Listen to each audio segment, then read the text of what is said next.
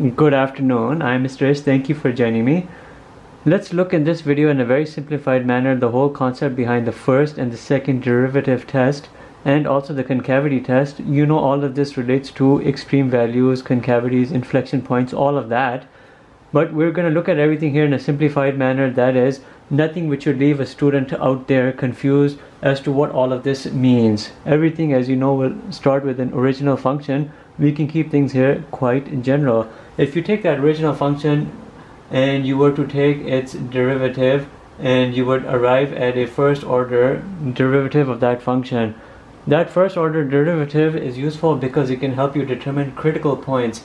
Critical points are those values of x where you have a critical aspect developed with regards to your function, and that aspect is either a local or a relative. They're synonymous terms, local and relative. You can have minimum or maximum develop. A local minimum, local maximum, relative minimum, relative maximum.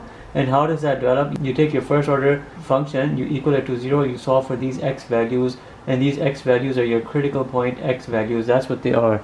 You would take those critical point x values and you plug them into your original function, then you can start getting your x and y coordinate pairs of those critical points. That's what you're doing. If you look at just a very quick representation of something which looks like this, a critical point was developed at this specific x value, another critical point was noted at that specific x value. You put the x value in the original function, you got your x, y value here, and you got, let's just say, x2, y2 over here. These are representing some sort of extreme behavior, and extreme value is located at each of these critical points. The purpose of the first and the second derivative test is to help you classify these as being either relative or local, they're same terms, as minimum or maximum. Either it's a relative maximum or minimum, or local minimum and maximum. And you know, you can tell it very easily by means of the graph, but if you don't have the graph available, then you need another way of determining that. And that right there is where these things come into play. When you're looking at the first derivative test, and we can just call it f dt, the first derivative test, you are looking at the following basic rule. If based on the first derivative test you are looking at a change of values, and what are these values we're talking about? You're going from a positive to a 0 to a minus. In this particular case, you're having what is a relative or local maximum. If the first order derivative with regards to the signs, and I'm going to talk momentarily what these signs are, going from a minus to a 0 to a positive, you here have a relative minimum. And what are these signs we're referring to? These are the signs of your tangent lines, because when you're looking at this function right here, it is a representation of your function. It's not a representation or a graph of your derivative, but the derivative representation here is by means of the slope of these tangent lines. If you were to do the slope of these tangent lines, now you are getting an idea of the sign of the derivative at a particular point. Here you have a positive sloping line, here it's positive, here it's 0, and then here you have negative sloping tangent lines. You see how you're going from a positive to a minus? When you go from a positive to a minus, you're looking at a relative maximum, or you can say a local maximum. And then down here, as you're looking at these tangent lines develop, they're negative initially, and then you zero out, and then you start going in the direction of positive. You go from a minus to a 0 to a positive. In that case, you're looking at a relative minimum, or you can say a local minimum. Again, relative and local are equal or synonymous terms. You have to remember with the first derivative test, you're looking at a derivative with regards to or represented by the tangent line on your original function.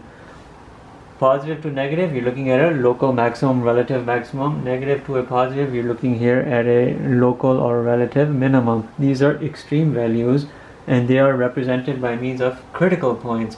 Here's a critical point right here, x comma y. Here's another critical point, x comma y. And you determine that by taking your first order derivative, equaling it to 0, and looking for those x values which will give you a 0 with regards to your first order derivative function. You take those x values, you put them into your original function, then you get the corresponding y values. But that right there is the essence of the first order derivative test. The second order derivative test is another supplementary test because it helps you determine the classification of these critical points. Remember, at the end of the day, we're classifying critical points as either local relative maximums or local relative minimums. The second order derivative test does the exact same thing, but it does it by means of the second order derivative function. For the second order derivative test, which we can, let's just say this, we'll call this our second order derivative test. We're looking at a second order, and then it's a derivative test. You're doing a derivative of your first order and you're coming to a second order. According to the second order derivative test, you still need the values of the x critical point values. Let's call those critical point x values, but you're going to plug them right here into your second order derivative function. When you plug in those corresponding x values, which I label as xcp, you're getting a value less than 0, which means it's a minus. Here you're looking again at a relative or a local maximum. If it's minus, it's a maximum. If you're into your second order derivative and you're plugging in these x values of your critical points, you have a value which is larger than 0, it's positive, then you're looking at a relative or a local minimum. You have to remember this. The first order derivative test is telling you the exact same thing. The second order derivative test is telling you the same thing, but it's telling it to you by means of a different manner. But in each of these cases right here, for the second order derivative test, you need to have this other condition applied, that your first order derivative with regards to this is equal to 0. And why is this essential? Because it's no different than you generating critical points from your first order derivative. Your first order derivative is generating you these critical point x values, which are then feeding as the inputs of your second order derivative test. So of course this has to apply, because if this didn't apply, you wouldn't have the critical points to apply with regards to your second order derivative test. There's not much graphic difference between that first order derivative test and second order derivative test, because the outcome is still the same. You're classifying an extreme as either a local minimum, local maximum, or a relative minimum, relative maximum. Again, synonymous terms. That's all you're doing. It's all nothing more than just classification. Very quickly, take a look at this example right here. We're looking at an easy example. It's x squared. When you're looking at this x squared, you're looking here at the first order derivative, it's 2x. When you're looking at the second order derivative, it's just a 2. But you know this 2 has lost the variable. If you're looking here at an interval from minus infinity to infinity, any of these x values, if you were to run them through the second order derivative test, it would be futile to do so because you've lost the variable. Any value which is placed into your second order function will always be positive, which is telling you you're looking at a local minimum, relative minimum. Well, that's exactly what you have. You have only a single extreme value, a single critical point, 0, 0, and that critical point happens to be a local relative minimum because your output here is positive. 2 is a positive. If, however, you had a hypothetical second order function narrow its way down into this 2x minus 1, it came from an original function, you did the derivative, you had the first order, you did the derivative, you ended up here. Now if supposedly you were to have a critical point, let's say there's a critical point which exists at minus 5 and there's a critical point which exists at positive 5. How do we know these critical point x values are associated with a relative local minimum or maximum? Well, this is where the second order derivative will apply. You put your critical point x value into your function. That's exactly what I'm doing. You do 2 times minus 5 minus 1. You will have here a minus 11. This minus 11 is a negative value, so this thing here is associated with a relative maximum or a local maximum. Now you have a positive 5 here, which is associated with an x value of a second critical point. You put that into your function. 2 times 5 minus 1. Here you're looking at a positive 9. You're not looking at the actual numerical value, you're only looking at the sign. A positive 9 here comes into this category, so here you're looking at a relative minimum or local minimum. That right there is a beauty of the second order derivative test. You didn't have to do any tangent line drawings, you didn't need to have a graph available, because the first order derivative test where you're applying the tangent lines and you're looking at the conversion, you can do that actually without a graph, but with the graph it's so much easier. But with this second order derivative test, you have little to no reliance on a graph. You're just plugging in values and seeing the outcomes. If the outcome is negative, that extreme value was a maximum. If the outcome was a positive, that extreme value represented some sort of a minimum. Now the only thing which remains here is the examination of the concavity test. The concavity test in itself is also a derivative test, but it just has a different purpose. According to concavity test, which we can just call CT, the concavity test, you're feeding things into your second order derivative. What are these inputs which are coming in? These are x values, not of your critical point, but x values of a certain interval which you know is associated with a concavity. It could have been a concavity up or a concavity down, but these are x values of some interval belonging to some concavity you're feeding them in. When you feed them into your second order derivative and you get a value which is negative, then you're looking here at a concavity down. When you're looking at a second order function into which you're feeding in again these x values of a certain interval which is associated with a certain concavity, your outcome is being positive. Here you're looking at a concavity up, and that right there is a very easy test to comprehend. And I can easily demonstrate this to you by means of a good function, and then that would be pretty much it for this video. We'll very quickly look at a function which is f of x is equal to cosine x. We're examining now the concavities by means of the concavity test. We're looking here at everything from 0 up to pi in terms of an interval. We're not even going to bother graphing it until the very end. Imagine you don't know how to graph it, but you're trying to look for the concavities of the intervals that are involved. How would you go about using the second order derivative to your advantage for the concavity test? Well, break your intervals into two parts, 0 to, let's just say, pi over 2, and then we can have another interval pi over 2 to pi. Within this interval, pick a middle value, let's say pi over 4, which is 45. Within here, you're picking 3 pi over 4, which is 135. Remember, this is your original function. Your first order derivative is a minus sine x. For the concavity test, you need to go up to the second order derivative, which would be minus cosine x. All you have to do is put these values in that.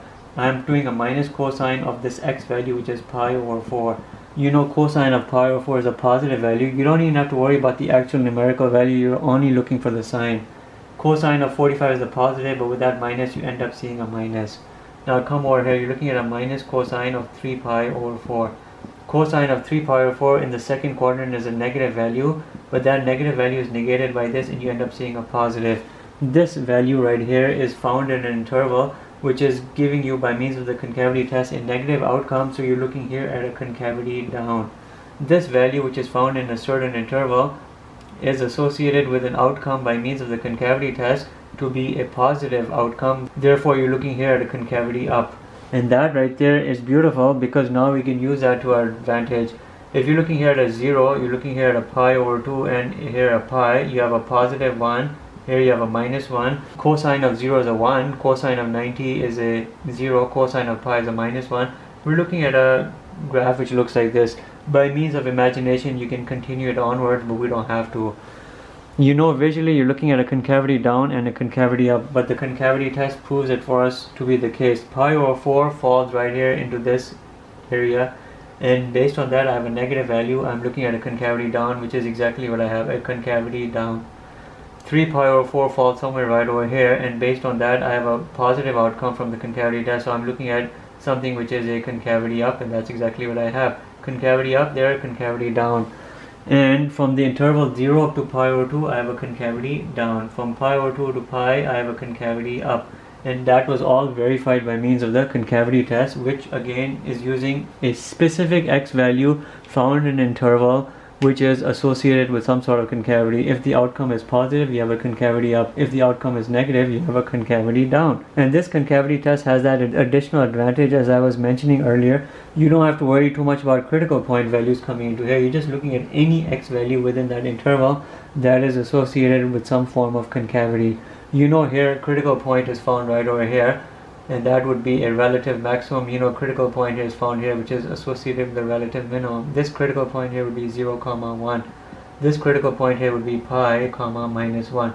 Critical point coordinates, Here the critical point x value is 0. Here the critical point x value is a pi. Anyhow, you're looking here at an interval which is associated with a concavity. Pick any value of x in that interval and plug it into these second order derivative functions to do these determinations. And that right there is the first, second, and the concavity derivative tests presented for you. Thank you for watching.